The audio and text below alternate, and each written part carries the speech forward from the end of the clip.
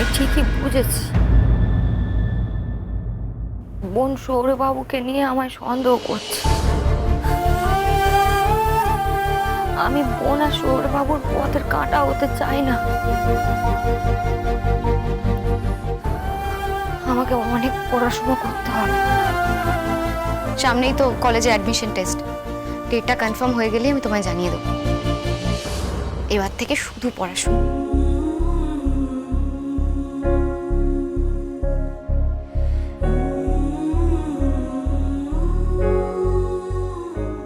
বোন ঠিকই বলেছে, খালি মনে মনে চাইলেই তো বড় অফিসার হওয়া যায় না, তার জন্য অনেক পড়াশোনা করতে হয়। আমি পড়াশোনা করব, আমি অনেক পড়াশোনা করব, কিন্তু আমি বোনের কলেজে ভর্তি হব না। ওখান থেকে পড়াশোনা করলে আমাকে এই বাড়িতেই থাকতে হবে। আমি এই বাড়িতে থাকবো না, আমি মামার বাড়ি চলে যাব। আচ্ছা, জেঠুমনি বলেছিল যে আমি প্রাইভেটে পরীক্ষা দিতে পারি, তাহলে তো আমি প্রাইভেটেই পরীক্ষা দেব। এখানে আমার আর থাকতে হবে না, আমি মামার বাড়ি থেকেই পড়াশোনা করব। আমি এখান থেকে চলে যাব। কি এখন আবার বই খাতা নিয়ে কেন বসেছো? এই নাও, এই ওষুধটা খেয়ে নেবে, ঠিক আছে?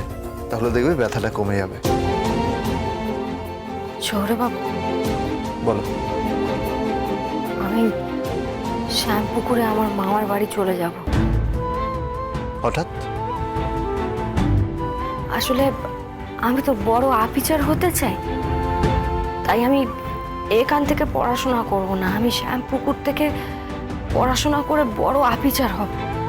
ইম্পসিবল। পার্বতী শ্যামপুকুরে গেলে তোমার পড়াশোনা হবে না, সেটা তুমিও ভালো করে জানো। তোমার এখানে থেকেই পড়াশোনাটা করতে হবে, কারণ এখানে তুমি ঠিক মতো গাইডেন্স পাবে। বুঝতে পেরেছো? দেব তো একদম ঠিকই বলেছে পার্বতী। তুমি শ্যাম্পু করে গিয়ে কেন পড়াশোনা করবে? তুমি আমার কলেজে পড়াশোনা করবে, তোমাকে বললাম না? আর দেখো, এখানে তোমাকে গাইড করার জন্য আমি আছি, দেব আছে, জেঠুমনি আছে। আর আমি খবর নিলাম পরশু আমাদের কলেজে অ্যাডমিশন টেস্ট, আর সেখানে কিন্তু তোমাকে কোয়ালিফাই করতেই হবে। আর আমাদের কলেজের সবচেয়ে বড় সুবিধা কি জানো? কি? কলেজের সঙ্গে সঙ্গে ওখানে একটা লেডিস হোস্টেলও আছে, তুমি সেখানে থেকেই পড়াশোনা করতে পারবে। তুমি আশেপাশে থাকলে সোম থেকে রবি প্রতিদিন বিকেল 5:30টায় স্টার জলসায় ও ডিজনি প্লাস হটস্টারে।